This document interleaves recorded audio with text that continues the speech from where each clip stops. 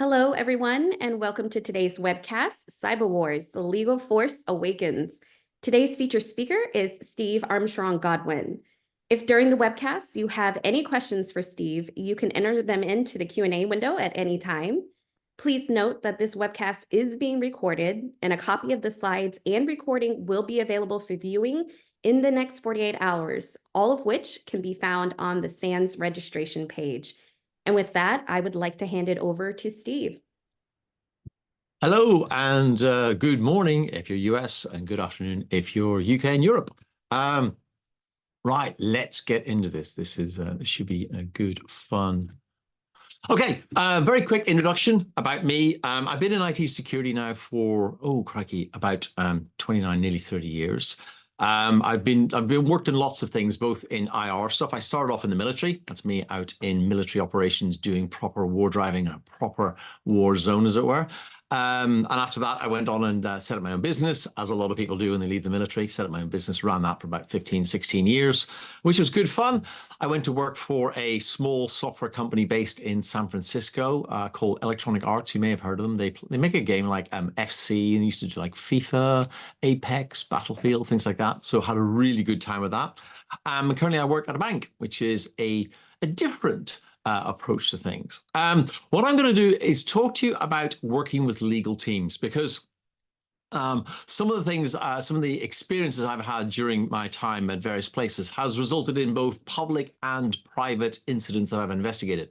One of the best public ones was this one. I was the incident commander when Lapsus broke into Electronic Arts and, stole 780 gigabytes of data and various other things, which was unfortunate. And it was an interesting case to do with, professionally very rewarding. And it also had an awful lot of law enforcement involvement. And throughout my career, I've always worked really closely with law enforcement and with legal teams. And this was sort of the pinnacle of that, which is really useful because at the end of it, we ended up with this, which was various people getting arrested. That doesn't happen without some really good teamwork. And we're going to talk about that teamwork and how you build it up over a series of days, weeks, and months, etc. So hopefully you work better and faster with your law enforcement support and your on-site or maybe outsourced legal support. All right, so that's what we're going to talk about. So we're going to talk about, in the overall thing, with a lot of Star Wars sort of influences, as you'll see.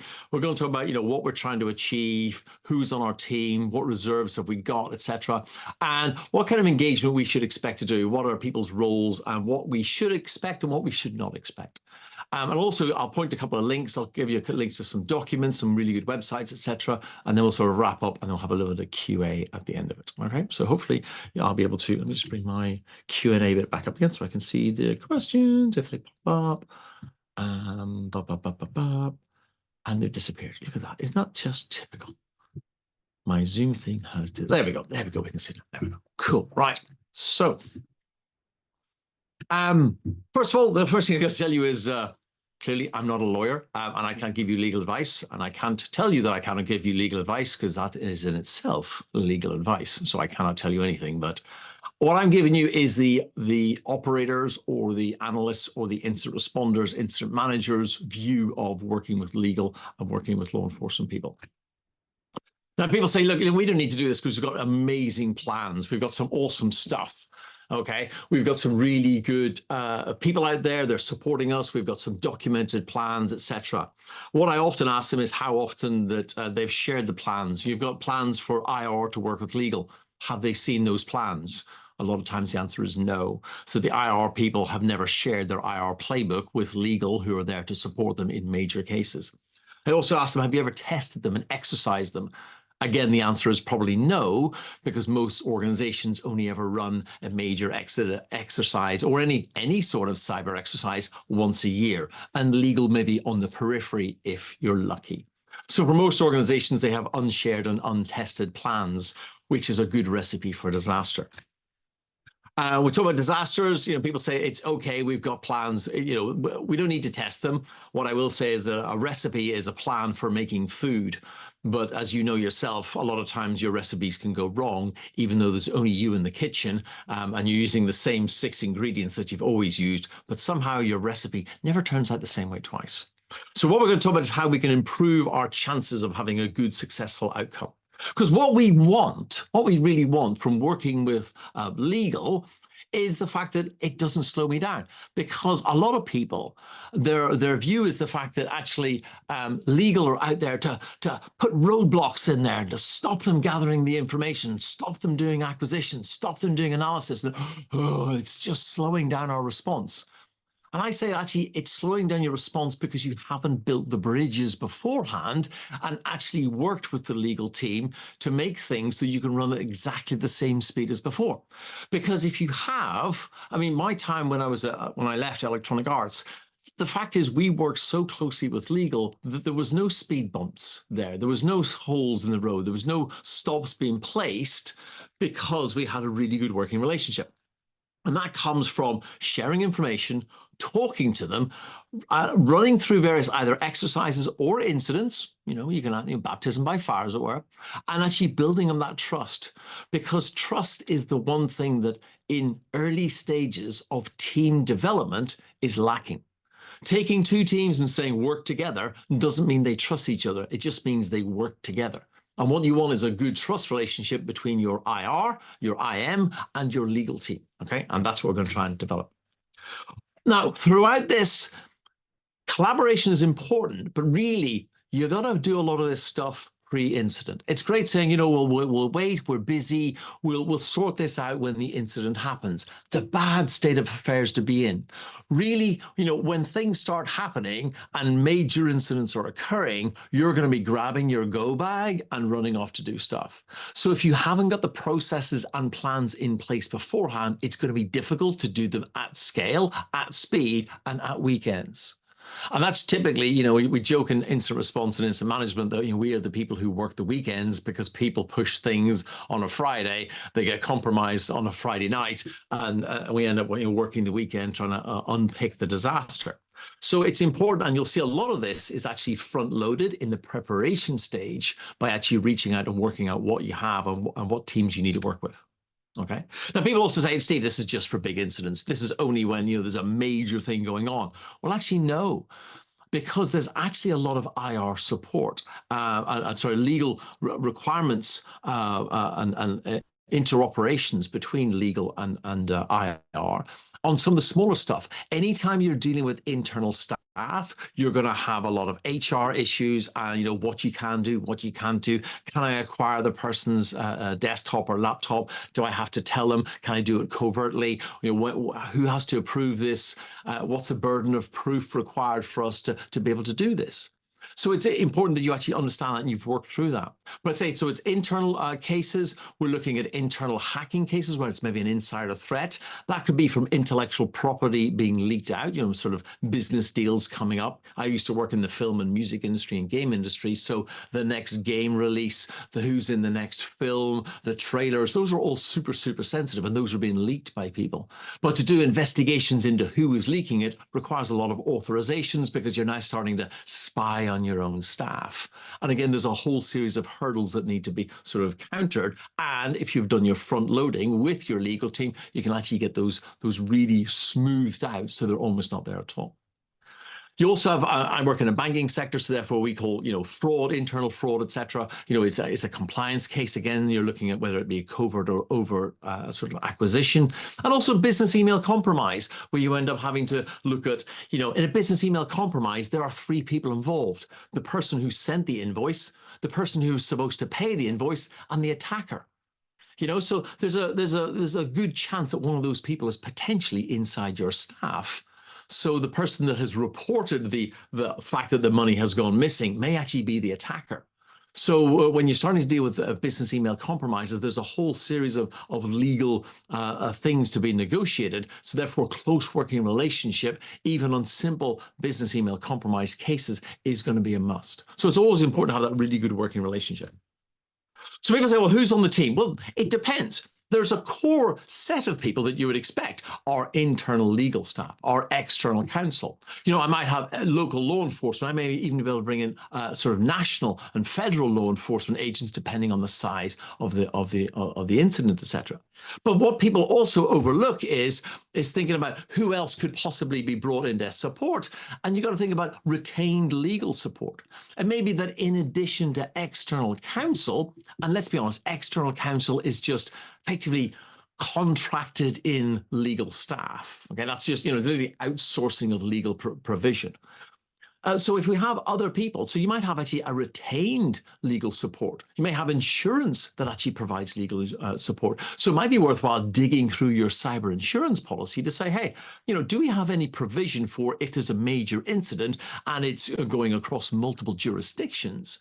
Is there actually a case that our insurance will provide us with a level of cover to allow us to go and bring in some external counsel, some additional external counsel to give us advice as to how we deal with this multi-jurisdictional compromise and what notifications, etc., we need to do? So it's really important you look at that, because that's effectively, you've paid for your insurance premiums, but you may not be planning to leverage that. Once you do find that you do have this capability, you need to then dig into that contract and say, well, how do I leverage this? What is the approval process for me to bring in this retained legal support or this insurance provided legal support? Where's the telephone numbers? What's the response time, et cetera, et cetera? And those want to go into your IR plans or your legal support to IR plan documentation, so you know how to pull those in quickly.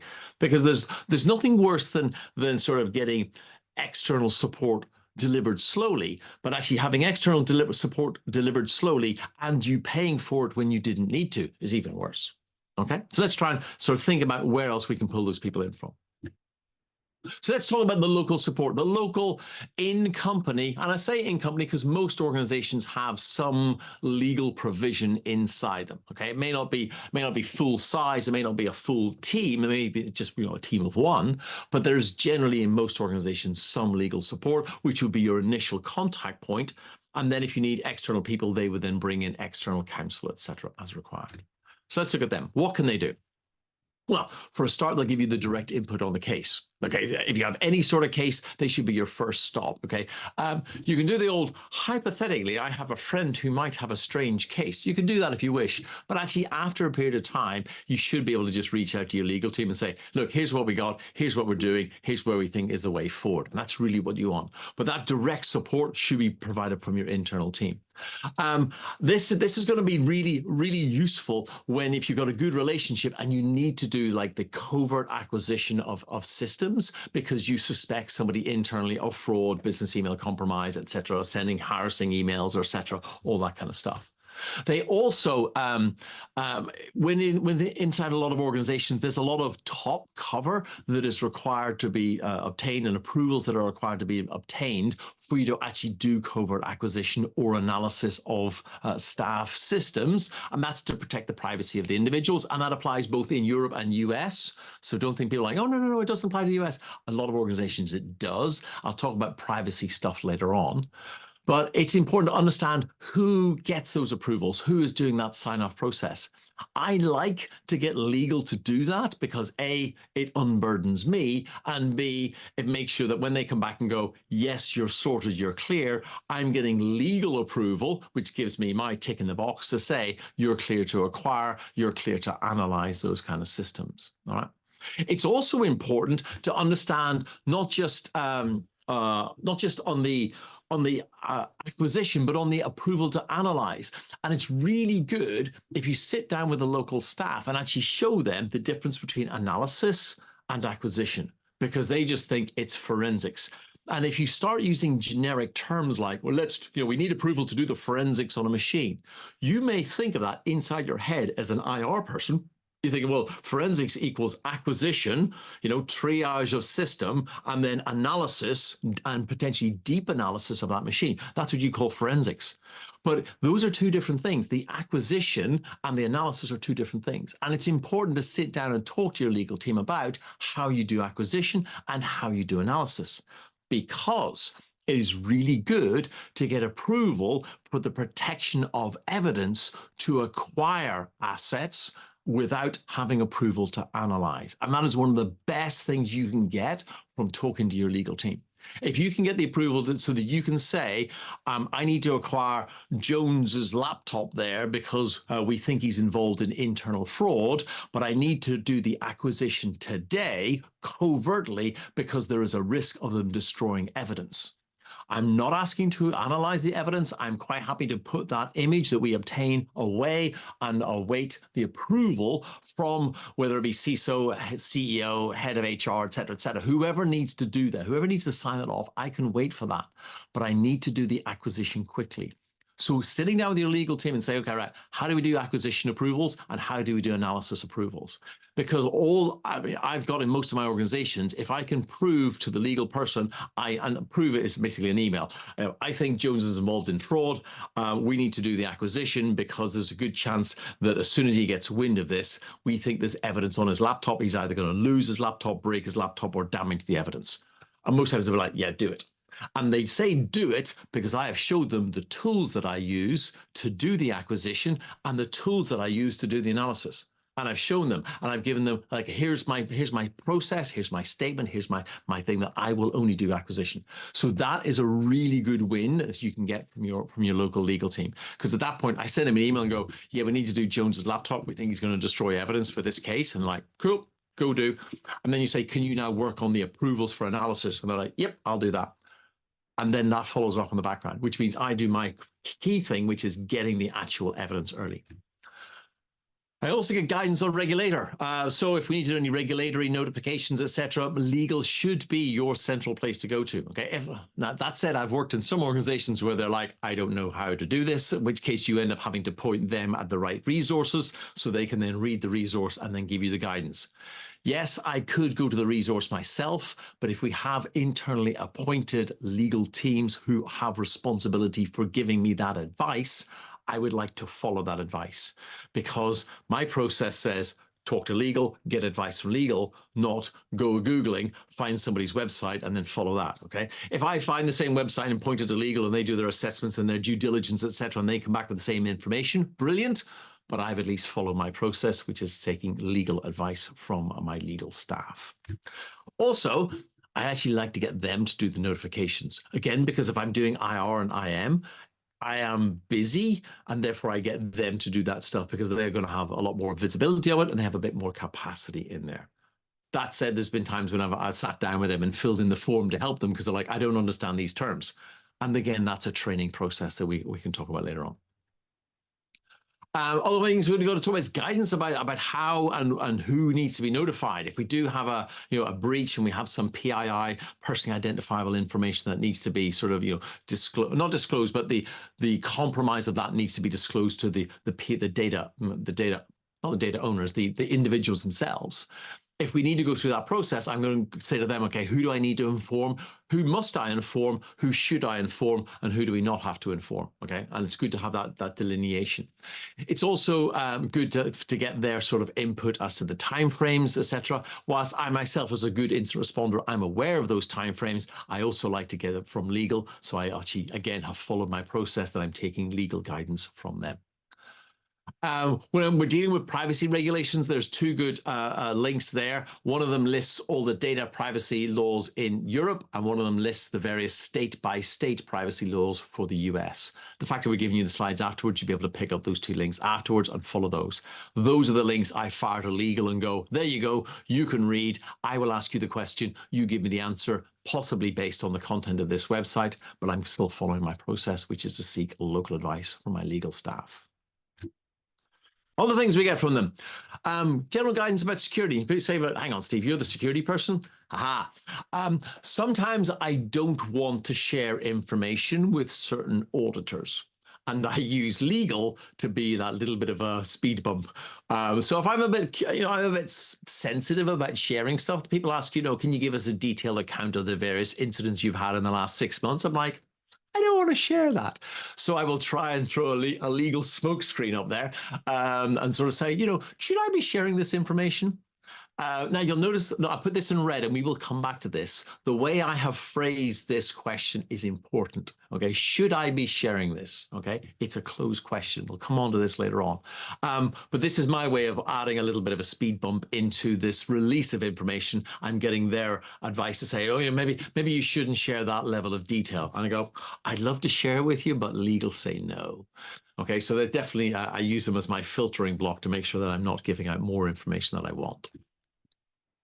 Other things, and this is the big one, support with law enforcement meetings and coordination. Whilst I love working with law enforcement, the coordination of the meetings, setting it up and maintaining that relationship, I have several cases that I'm dealing with law enforcement for. Legal will have other cases that they're dealing with law enforcement for. I let them manage the relationship. I leverage the relationship and I ask them to help me set up meetings for that, but I let them do all the coordination of the setting up the times and who's available and what, etc. Because that, to my mind, is again a thing. If I'm dealing with a major incident, I don't really want to be trying to coordinate people's diaries. Okay.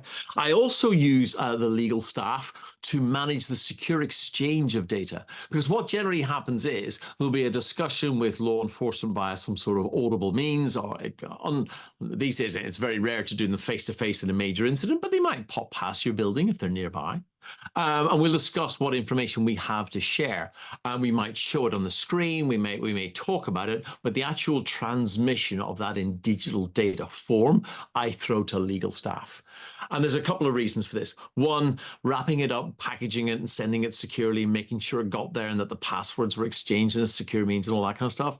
Yeah, I get legal staff to do that. Again, they should have more capacity than me as the incident commander has. But also, I like the fact that it's legal who touched it last. You know, they say to me, did you release this information? I go, no, I agreed its release, but it was the legal staff who actually passed it over. And I make sure that all my processes and all my documentations, I will agree the content for release, but its final sign off should go through legal. And in their passing it over, they are sort of acting upon that. You know, this is our final stamp of approval.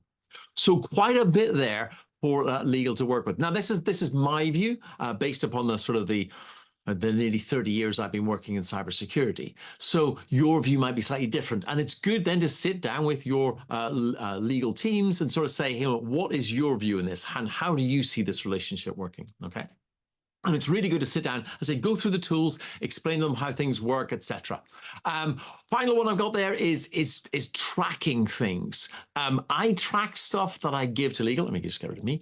I track stuff that I give to legal to give to law enforcement. Okay. And that's because once I say I've signed it off, I say, this is what I've approved to go to legal as the incident commander. This is what we're hoping that they're going to give over to law enforcement.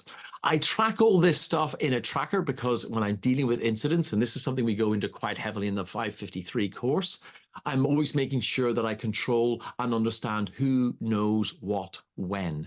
Because when you start dealing with major incidents in, large organizations, it comes down to who knew what when.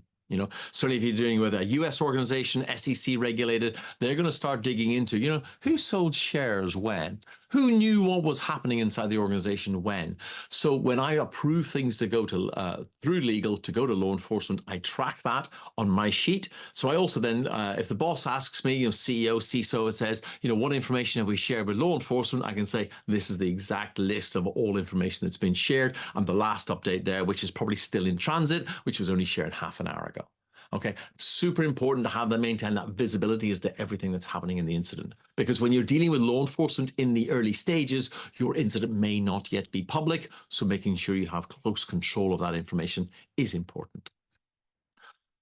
So sitting down and talking to the teams and saying, let's just show you how our tools work and literally do a show and tell. This is us acquiring a laptop. Look how long it takes us. Look at the steps that we have to go through, how we've got to jump onto maybe a virtual system. I've got to push an agent. I've got to get that agent up and running. I've now got to pull a 400 gigabyte, maybe 100 gigabyte if I'm lucky, if it's a small data server, or maybe if I'm unlucky, it's a 2 terabyte hard drive, etc. I show them how fast that works and how speed is super important. So then they understand, when you said you'd like to start doing the acquisition, I didn't realize it was going to take you 6 hours for it to complete. You're like, yes. So the sooner we start, the sooner we're 6 hours down the road to be able to get that. And they're like, ah. And then you say, now we've got the image, and here's one I prepared earlier. You then show them, here's the tools, and here's the amount of effort that we're going to go into. I take an image, I throw it into my analysis software. I'm going to show them a timeline. I'm going to show them how it's shows all of the read-write activity on the file system, and how this literally terabytes and terabytes of data, all analyzed data, and say this is the stuff that we're going to be looking through. And I tell them about how long it's going to take, because what they sometimes think is forensics is like really quick, and therefore they're very careful about when they give approvals, because they don't want you to find things unless you're actually authorized to find that. So it's really important for them to understand the tools, the time, and how long it takes. So then when you say I need approval to acquire, they go, okay, yeah, I know how long it takes. I know for the next 6 hours you ain't going to be able to do anything with it, and I know you haven't asked me for analysis approvals yet, so go for it. Okay, and that is super useful, because it means I can start moving at network speed to start getting myself more evidence. So also sitting down and showing the fact that the other thing that legal people get a bit hung up on is that they're worried that by getting things like file listings that you are investigating, you're seeing the personal data. It's like, I'm getting a file list. And they're like, oh, well, why do you want a file list? I say, well, if I have a file list with a timestamp showing me when a file was created, if I see files that are created at 3 o'clock in the morning, gives me an idea without even looking at the content of the file. I just get a file name and a file timestamp. That could be enough to allow me to understand that that was part of the attack. That particular file that was downloaded by the attacker, although it looks like one thing, is actually probably something else. So that's really super useful to sit down and show them about why we need to do acquisition and why these approvals are important. So how do you sit there and talk to legal? I mean, it might be quite daunting. You're like, I've never spoken to them before, et cetera, and we need to build a close relationship. But so what do we talk about? Having a good open meeting is really good with your legal team. Even if you've got new members that have joined, say, look, we haven't talked for a while. We haven't had a major incident for a while. Let's have a lunch. Let's grab a couple of pizzas or something and do a working lunch, etc. Get you over. We'll talk about what the teams do. We'll talk about maybe roles and responsibilities have changed recently, etc. And we'll go through that. It's good to show tools, communicate about processes, work together on practices, and train together. Okay, to give you an idea, there's a little link there you can see, ldr553.com/legal-meeting-agenda, and I've given you a 2-page agenda there to help you talk through the key bits of what you want to talk about in an initial meeting. Okay, kind of high-level stuff, quick bit of welcomes, sort of outline your objectives, talk about the legal constraints, talk about the jurisdictions you work under, the kind of data that you have IR talk about their incident response processes, where they think legal would help them, have incident management, talk about the major incident management process and how they think legal would help them, talk about how you'll communicate, have them explain things like, the attorney-client privilege, things that you can put on emails. When can you, when can't you? That's a really good lesson for them to, and they'll be happy to explain it. You show them all the tools, and they give you tools that you can use, by putting attorney-client privilege on certain types of emails. Then talk about the collaboration, how you can work together and how you can plan together. Talk about how you're going to handle sensitive information. If I have really sensitive indicators of compromise or usernames of potential internal staff members that we need to investigate, how are we going to share those? Where are we going to put them? What is the best way forward so that it's not easily discoverable by other people, but it's still secure and still workable. Okay. Talk about how to do some training, how to work together on some exercises, how to build some awareness, maybe plan other activities, sitting down and talking through some cases, etc. Really useful to do. Sort of explain about how they got stuck and how we were waiting for these approvals and those approvals, and that took us a bit of time. But also how maybe showing them how a case that started off that didn't need any legal support suddenly needed a huge amount, purely because how the case twisted and turned as it developed. All right, so that's the sort of high-level agenda. Quite nice, quite easy. You can do it if you were sporty, you could do it in an hour, but it's probably sort of like a 2-hour, have a nice coffee break in between, do a little bit of sort of like networking as you're doing it type stuff. Really nice and easy, help building the team. Because then at that point, when they turn around and say, what are you doing? We're like, well, we need to do some stuff. They actually have that confidence. And I said about trust, I have a lovely phrase there that I've been using ever since my sort of university days. And I read Don B. Parker's book, and it was a phrase that stuck with me a lot. And he said, trust is the absence of a security control. And in this particular case, it's where legal, if you say, I want to go and analyze this system, is that okay? If legal is unsure, the only control they have is to say no. They say, well, because I need to understand why you're analyzing it, what you're looking for, what's the case behind it. I need to understand, where are you, what jurisdiction is the individual in, under what laws, under what, corporate policies we're doing this. They haven't got that trust. If you turn around and said to them, okay, there's a guy, I'm in the US, the person's in the US, I need to go and analyze their system. I'm going to do the acquisition first. I'll wait for the approvals. Are you okay with that? And they're like, yeah, okay. You've shown me the approvals. You've shown me that the process you're going to follow. I'm happy with that. And things just go. So if you actually help to build the trust with the legal team, they're much more likely to say yes, because they don't need to exercise that control flag that they have. And they know, legal teams know, that if they say no from legal, no means no. There's no case if they go like, I'd rather you didn't. So can you stop doing that? And you go, oh, it's okay. We'll just bypass that. They know that if they find out, or your boss finds out that you went against legal advice internally, there's going to be trouble. So they know they have a really big red flag. My objective through training and building their trust is for them to keep the flag in the bag and not need to use it. And that's from both sides. That's me understanding what they need to know and them understanding what we're trying to do, and we meet in the middle.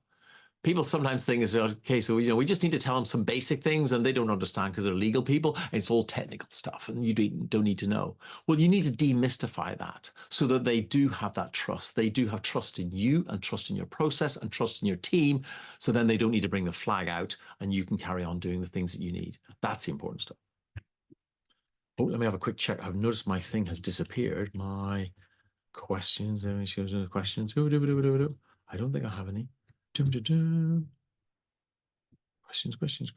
No, I don't think so. No, we're good. Cool. Awesome. It disappeared every time I click a couple of buttons. Right. So the other part of trust is there's times when the teams goof up, and I've had that. I've goofed up. I've taken an IP address and mixed a few of the numbers up, the heat of what's going on and you're under stress, etc. But putting your hand up and saying we've goofed up, people go, no, you can't tell them that because it'll undermine their trust. No. If they think that you trust them, and if you feel happy that you can say, I have messed up, I've given you an indicator that isn't correct, I've maybe interpreted some of the information slightly differently, some of the things that we thought about this case are different to what we originally briefed you on, having that level of confidence shows that they actually can trust you. Because the worst thing is you take an investigation through to its conclusion based upon incorrect facts that you have known about for a long time. So to my mind, if you have the ability, and if either you or your team messes up, to have that confidence to go to the rest of the team and go, okay, we kind of goofed here. We thought it was this. It wasn't. It was actually that. That changes things. So let's reset. Let's reanalyze where we are, and let's go forward from there to make sure that we're not doing anything else wrong and we're basing ourselves on the correct information. Okay. So external counsel, what are they? We're talking about internal ones. Who is external? External counsel, contractors. I mean, think of them just like legal contractors, okay? And sometimes I think the phrase external counsel makes them sound really grand, etc. And it's external advice, okay? That's all it's going to be. From my point of view as the incident commander, when I'm working with these people, I got to ask, well, who are they? What skills have they got? And what do they bring to the organization? And how are we getting sensitive information to them? Because you know what? A lot of times I find it's actually legal teams are going, yeah, you seem to have used the DRM functionality on the email. And you're like, yes, because it's super sensitive. I don't want anybody else to see it except you and me. They're like, oh, yeah, well, I need to share it with other people. You're like, well, who? Well, external counsel. And who are they? They're external. You're like, that doesn't help me. I need to understand who they are, how you're going to share it, and what's this? Are you just going to like remove the email protections and email to them? Because that's not a secure way of exchanging this. So we need to understand this. And again, this is like a setup thing. Make sure that we understand who all our external legal counsels are and what method we have for invoking them and what method we have for communicating with them securely. That's a preparation thing. External law firms, you might have, I mean, I'm going past sort of, I take an external counsel and saying, making them bigger. A lot of smaller organizations, they may turn around and have only one person on site, and external counsel is actually an entire law firm. And you're like, wow. So when you're dealing with those, just like any contractor, just like external counsel, think about the, and don't listen to any like the, oh no, we're protected by legal privilege. Legal privilege is about disclosure, okay, but not about hacking. You can't wave a legal privilege flag around and hackers go, oh, no, don't hack you because, you've got legal privilege. That doesn't work. So you have to listen when people are talking about the security of the people that are supporting you, whether they be external law firms or external counsel, etc. You sit there and say, okay, what is the protections around this data? I need to understand that the data privacy is looked after, and the data security is also, because I don't want us to be super protecting indicators and usernames and email addresses of either attackers or victims, only to have it being emailed in a clear email going off site. That doesn't happen. So again, this is sitting down beforehand and working out who everybody, your internal legal team are going to bring in should it go really bad. Okay. So that's sort of on the internal legal stuff. Let's talk about law enforcement now. Law enforcement are a slightly different kettle of fish because law enforcement are, they are public bodies. And one of the concerns a lot of organizations have is the fact that if you're giving information to a public body and they use it to prosecute a criminal, that criminal prosecution could end up being in a public court, unless there's some sort of protections around that because maybe you're a defense company, et cetera, and national security kicks in. But if you're not sort of under that national security type flag, then the organization might be concerned that actually if you share too much information, that might end up leaking out and that might make them look bad when the case comes to court in several years' time. So let's look at how we sort of deal with and work alongside law enforcement. First of all, it's good to understand that a lot of times support and reporting are in different parts. Let me just move me over to that side. And here I'm using the example of the sort of the FBI. The FBI is a great example because they have both their offices and their agents, etc. But they also have the whole reporting side of things. Their Internet Crime Complaint Center, the IC3. And IC3 is actually really good. It has some really good stats. And one of the first things I would say to people, if you have any sort of case, even if you're not necessarily needing to invoke law enforcement because you think it's such a lower level, I would certainly go and report all your cases to the IC3 because that helps them get stats, and stats help them get sort of, funding because it's all about the number of cases that they're dealing with and they're triaging with. Okay, you can see some of the stats there. They are a little bit small to read, but 2022, which is the last stats, and I did check this today, the IC3 had reports to them of $10.3 billion worth of losses in the US. And that's like a staggering number. And that's in 2022. And remember, we were in COVID for a large chunk of that. People go, well, does that mean the number of cases went up or down? Well, the kind of cases went up because people had more time to sit around and they were on maybe a lot more home-based systems. And that's why there's a little bit of a spike there in sort of the curve as it went from the sort of the 2020, 2021, et cetera. 2022, you're sort of in that a lot of working from home on home equipment. So the number of the impactful cases kind of increased, or the impact from those increased. But if you look at actually the number of the average dollar price per complaint, $12,000, the average. And these are for both individuals and organizations. So you can imagine somebody who's lost $200 is going to quite heavily be balancing up somebody who's lost maybe millions from this. So definitely worthwhile going through and filing complaints. But like I said, reporting is generally separate from support, so it's good to understand where the two areas are. But if you go and talk to the likes of the FBI at a national level, they will say, make sure you've reported this so we get these stats, etc. Reporting things to the right level is important because whilst your incident may be the most important thing to you, sadly, it may not be the most important thing to the country.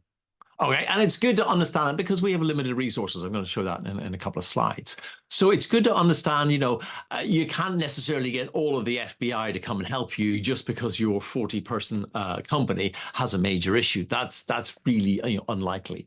But it's good for you to understand if I am going to go to any sort of body, you need to have the right pitch and the right level. What I mean by pitch, you need to be able to brief law enforcement really well. Okay. And I say to that, so make sure that you have a good brief to give them, and you're not going to get them on a call and then say, right, we're such and such a company and we make these and we've been hacked. Because for you, the most important thing is you've been hacked.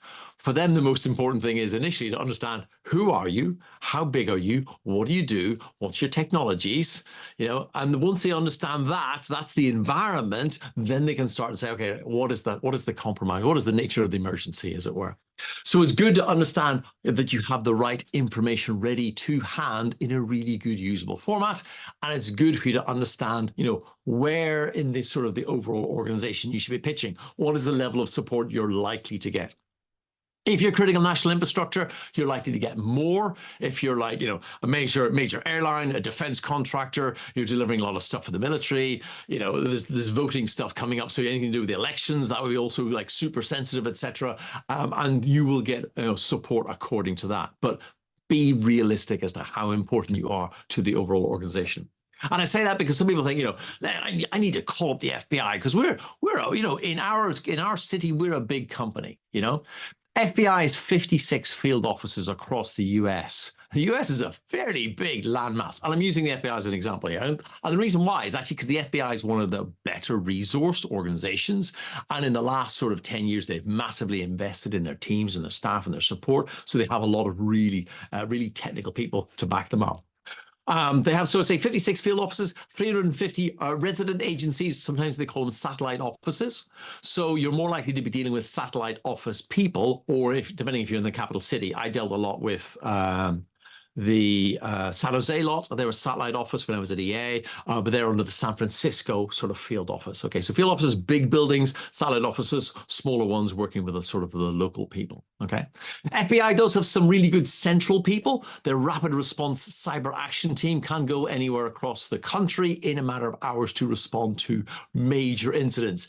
FBI major incidents, not your major incident. Okay, it's always good to bear that in mind. But, if you're a big organization, you may be able to leverage that kind of support. Headcount, 36,000 people in the FBI. It's not that many, is it? I mean, it sounds a lot. It's a lot, but it's not really. USA is 331 million people, which works out about nearly 9,000 citizens per FBI staff member. You're like, that's a lot of people per, and I'm including like everybody. That's not agents. Agents is about 15,000. That's just like staff. So agents is, the actual people going out and doing that contact. These are all the support and other sort of ancillary people that are there to make the FBI run. So there's a lot of people there. If you take that down to the sort of number of businesses that have been impacted, or sort of known businesses in the US, there's 33 million businesses as of 2024. And 20,000 large organizations with 500 people or more. Okay, that's still nearly 900 businesses per member of staff, not per agent. So you have to double that. It's about 2,000 businesses per agent. It's like, that's not a lot. And the number of data compromises, as you can see, is going up. There's some data I've got from Statista. They're showing the fact the number of people that are impacted across the United States is significant. Okay, and it's not going down anytime soon. Number of compromises is going up and up and up. Now, people might say, is it going up or is it just being reported better? SEC regulations that came in on the 18th of December 2023 may push that for a lot of these publicly traded organizations, but there's not that many publicly traded organizations because you're looking at the larger ones, the sort of the 20,000 and above. And say there's 33 million businesses in the US, and they're not all under the SEC regulations. So there's going to be a lot of reporting, but there's actually just a lot more compromises going on. Interesting statistic there, 27% of the Fortune 500 companies, okay? Those are the ones more likely to get sort of really urgent FBI support because of the size and the impact that they have on the country as a whole. But 27% of them have been hit in the last sort of decade. It's a kind of scary number. Taking the UK as an example, so it's again showing how these things break out at different levels. In the UK, we have the National Crime Agency at the top, our sort of federal side of things. Then we have the National Crime Agency supported by a series of regional ROCUs, those regional organized crime unit network. Okay, there's 9 of those across the country, and those are going to work out at regional levels. But they will again point you to reporting at action fraud. Okay, so people go like, I went to go and contact like the National Crime Agency, and they pointed me to Action Fraud. What gives? Action Fraud is where they triage and they get all the reports together. Then they will notify the ROC to say, hey, we had some interesting reports. You might want to go and reach out to these organizations because they've reported a major crime to us. And then the ROCs will reach out with a regional business orientated sort of, technical experts who can help in the field, help you with your various incidents. I haven't included what capabilities are included in the UK and the US or around Europe, because from what I've seen, and I've dealt with US, I've dealt with UK, and I've dealt with a lot of European countries, it really does depend on the agency and, dare I say it, the amount of investment. That's not investment this year, that's investment many years ago, because it takes time to build up a set of skilled investigators that are working for law enforcement, whether that be in UK, US, Europe, anywhere. For some countries, you get really good support. In the US, I've got support like, I've given them ransom emails, etc. And they're gone, okay, they'll give me some analysis as to what that is, where they've seen it, etc. Really good information. I've gone in other countries and they've gone like, thank you very much for that information, but we can't help you. We haven't got the skills or the resource or the expertise inside. Okay. I've also worked with organizations in the UK where they say, if you're stuck and you're facing like ransomware negotiations in some jurisdictions, in some countries, the National Police Agency will help with that. In some of them, they're like, no. Laws prevent us from helping you with any negotiations with a ransomware actor, because in doing so, we're breaking our own laws, because in a lot of countries, there are various legislation and laws about dealing and making payments to a lot of the ransomware actors because they're Russians. And the whole, US foreign policy, European foreign policy is don't do business with Russia, and therefore doing business to pay a ransomware operator for a ransom is, and they're based in Russia, is massively going against a lot of stuff. So some law enforcement agencies will be like, we cannot help you with that. Some of them will give you some guidance as to lines to take, but they will not actively be involved. It depends what's going on. Last one I have down there is a sort of National Cyber Resilience Group, which those are more, again, UK based. Those are more to help you stop being a compromised sort of organization, stop you being a victimized organization. Okay, so those are sort of really good outreach organizations to deal with. Now, anytime you're dealing with law enforcement, you got to remember some basics, okay? And this is regardless what level you're dealing with. They know more than they can share, okay? And that's because, they don't know you. Certainly in the early stages, if you haven't reached out to them before, they don't know who you are. They don't know what level of trust they can give you, etc. So it's really difficult for them. What you want to know and what they know are, those are slightly overlapping circles. There may be some intelligence they can share, like, hey, we've seen this on the internet. You might want to go and research it yourselves. They may, if they have a really good trust with you, if you worked with you for a while, etc., they may share some internal sensitive information. But in the early stages, do not expect anything. Purely because if they think you're still compromised, they're not going to give you any what we call traffic light protocol red, TLP red, super sensitive stuff, because they don't think if I give you this stuff about these hacking groups, about where they operate and what they're doing, and you put it on your network, and the attack group are still in your network, they will know what we know, and we have compromised our information.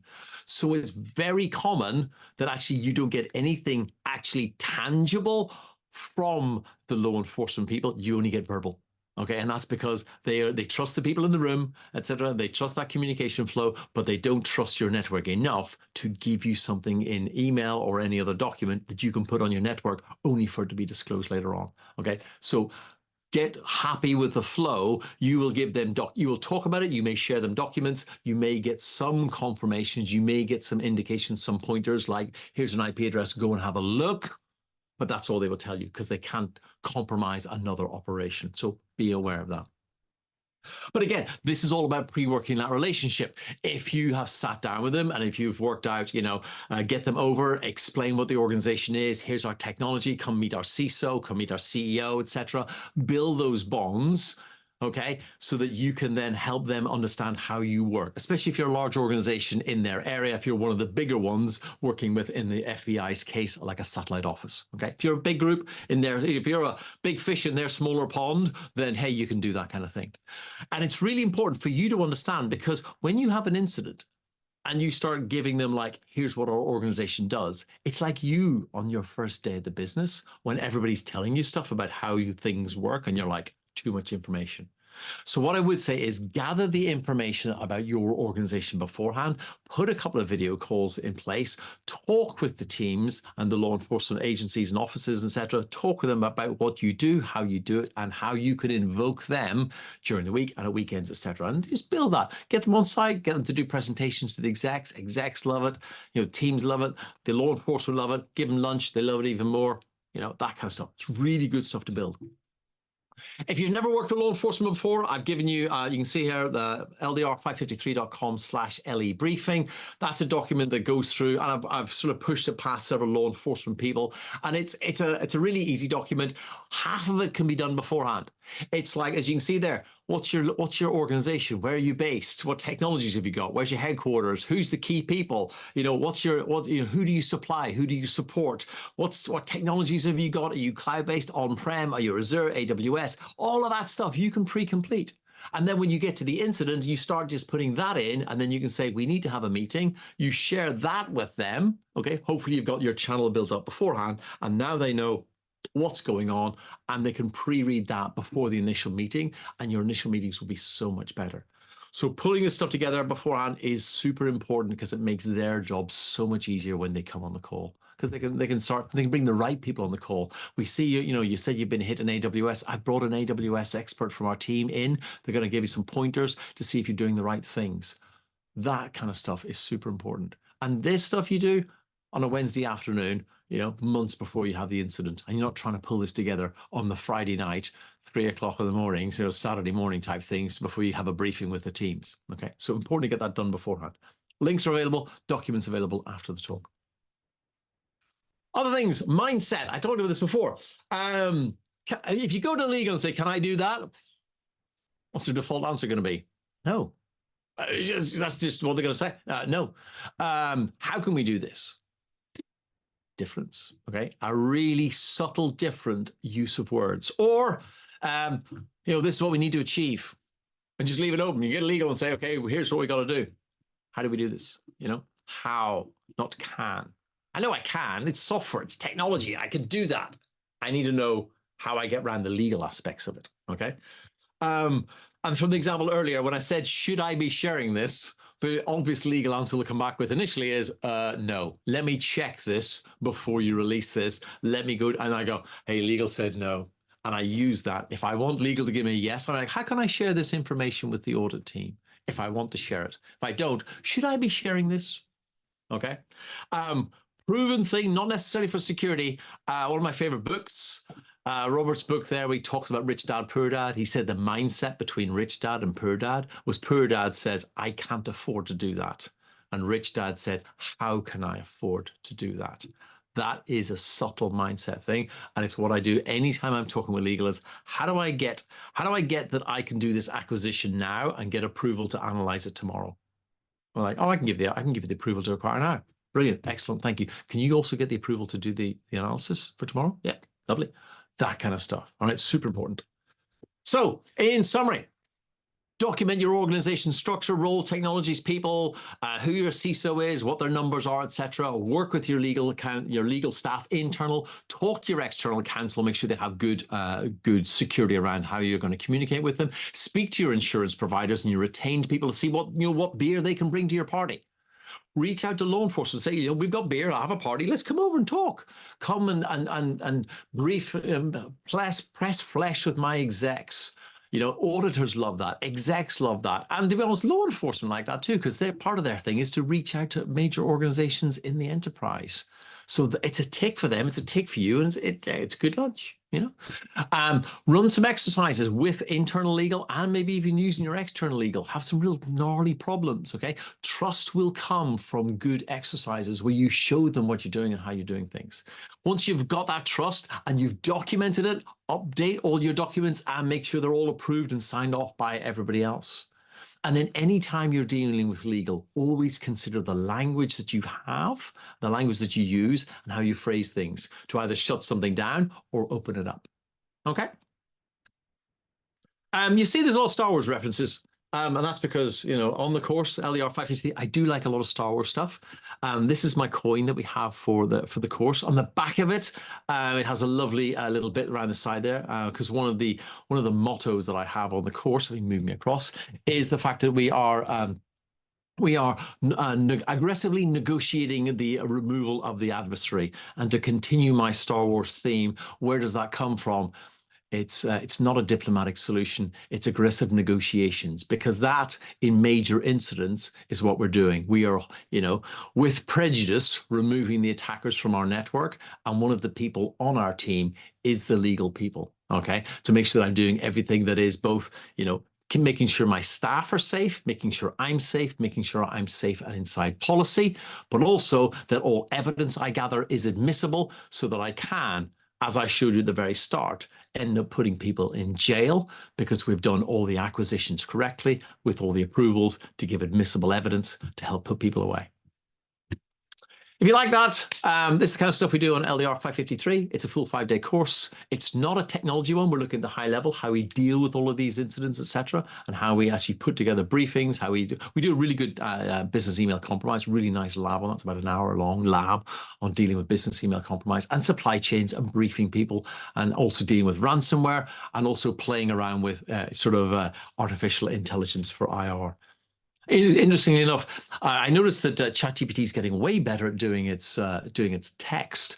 Okay, 6 months ago, it couldn't put any of that text in there, but this is the graphic ChatGPT came up for this. The kind of stuff we play with on the course.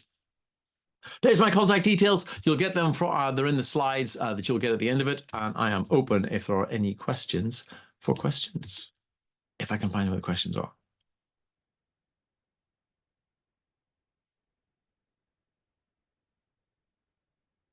Oh, there we go. No questions so far. Awesome. Thank you, Jan, for your comment. Working with folks, go ahead. Sorry, Steve. Thank you so much. I just want to say thank you for your presentation and for helping to bring content like this to the SANS community, to our audience today. Thank you so much for joining us. For a schedule of all upcoming and archived SANS webcasts, including this one, please visit sans.org/webcasts.